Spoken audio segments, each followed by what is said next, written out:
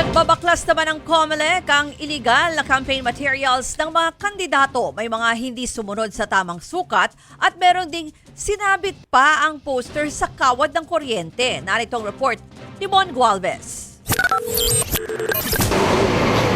Madaling araw pa lang pinagbabaklasan ng COMELEC ang mga illegal na campaign materials sa kahabaan ng Honorio Lopez Boulevard sa Tondo, Maynila. Kahit kasi malalaki ang ngiti ng mga kandidato sa posters, sobra raw ang laki ng iba at hindi na sumunod sa tamang sukat na 2x3 feet. Karamihan din sa mga ito, gawa sa plastic na hindi eco-friendly at nakapaskil pa sa puno, poste at kawad ng kuryente. Kahit nga yung mga nakasabit sa mataas na bahagi ng poste, sinungkit at hindi rin pinalampas ng mga otoridad. Ayon kay COMELEC Chairman George Garcia, lahat ng binaklas nilang campaign materials, ipinagbabawal. Ang hirap tanggalin. Lalo na yung pagkakakabit na gamit yung mga scotch tape. Hindi naman sa ordinaryong tape yung ginagamit. Yung iba naman talaga kawad na nakatali ng napakahigpit sa mga poste. Susulatan ng COMELEC ang mga kandidato at party list group sa sangkot sa pagkakabit ng illegal na campaign materials. Bibigyan sila ng 3 araw para tanggalin ang mga ito. Kung hindi, posible silang masampaan ng election offense at ma-disqualify pa.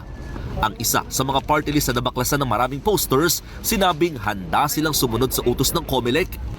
These are all posted by different supporters. Alam mo na, pag medyo marami yung mga supporters, hindi mo rin makontrol minsan. Kapag lagi na lang natin na papayagan yung kanilang argumento na hindi kami nagkabit, lahat na lang hindi namin matatanggal.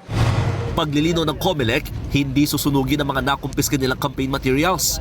Iipunin daw ito sa local COMELEC offices para maging ebidensya sa pagsasampa ng reklamo. Aminado ang COMELEC, wala pa rin namang natutuluyang mapanagot sa mga nauna nang lumabag dahil sa illegal na campaign materials noong mga nagdaang halalan.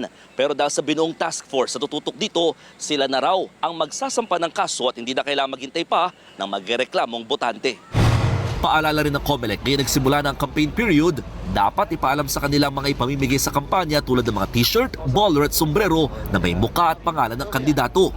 Bawal din daw ang pagpapakain sa mga campaign rally dahil may tuturing itong vote buying. Nagbabalita mula sa Frontline, Mon Gualvez, News 5.